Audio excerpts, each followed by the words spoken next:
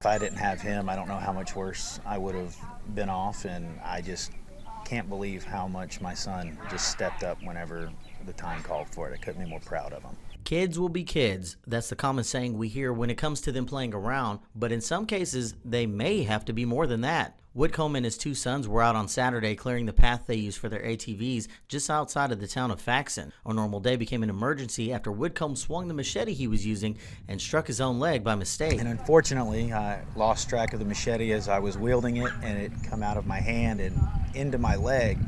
And to my surprise, when I pulled up my leg, it was actually an arterial bleed and was very serious. Whitcomb says he quickly realized how severe the injury was when the blood would squirt from his leg in sync with his heartbeat. He said he was able to fashion his belt into a tourniquet and call his wife, letting her know he needed help.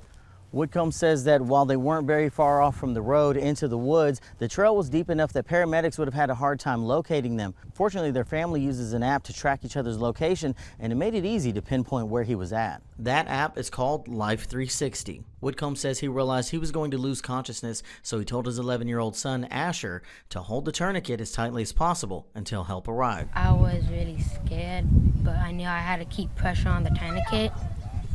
Have you ever seen somebody use a tourniquet before, like in a movie or anything? No. So it was the first time learning about what it was? Yeah. Asher says he had to keep his brother calm, letting him know their dad was going to be okay. He says he held the tourniquet as strongly as he could. One, if I don't keep pressure, something really bad could happen. And two, I need to keep my little brother calm. After at least 10 minutes, Whitcomb says he woke up to find his friend taking over the tourniquet. He had to make the drive from Chattanooga to their location. Whitcomb says his friend helped him to their car and then took him to the nearest hospital. I'm glad he's okay and hope he doesn't touch sharp objects again.